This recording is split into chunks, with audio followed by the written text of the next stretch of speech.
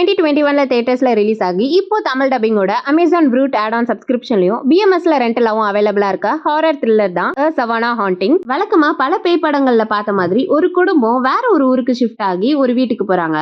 அந்த ஃபேமிலியில அம்மாக்கு தூங்குனாலே கெட்ட கெட்ட கனவா வருது. அந்த வீட்டுல ஒரு பொம்மை பார்க்க கொஞ்சம் பயங்கரமாவே இருக்கும். அது அம்மா தூக்கி தூக்கி போட மறுபடியும் அது அவங்க பையன்கிட்டே வந்து இருக்கும். இந்த மாதிரி இன்னும் சில வினோதமான விஷயங்கள்லாம் அந்த வீட்டுல நடக்குது. அதெல்லாம் ஏன் நடக்குது, அந்த இஷ்யூஸ்லாம் சால்வ் ஆச்சா இல்லையாங்கிறது தான் இந்த சவானா ஹாண்டிங். இந்த படத்தோட ரன் டைமே 1 hour 45 minutes தான். புதுசா எதுவும் இல்லைனாலும் சஸ்பென்ஸ் ஃபேக்டர் நல்லாவே மெயின்டைன் பண்ணிருக்காங்க. Technical aspect, cinematography, background score and எடிட்டிங்லாம் கிறிஸ்பாவே இருந்துச்சு. பெர்ஃபார்மன்ஸஸும் எல்லாரோடதுமே டீசென்ட்டா இருந்துச்சு. ஸ்டோரி வைஸ் பார்த்தா லாஸ்ட் எண்ட் வரைக்குமே பெருசா எந்த மூமெண்ட்டும் இல்ல. சில சீன்ஸ் ரிப்பீட் ஆகுற மாதிரியே ஃபீல் ஆச்சு.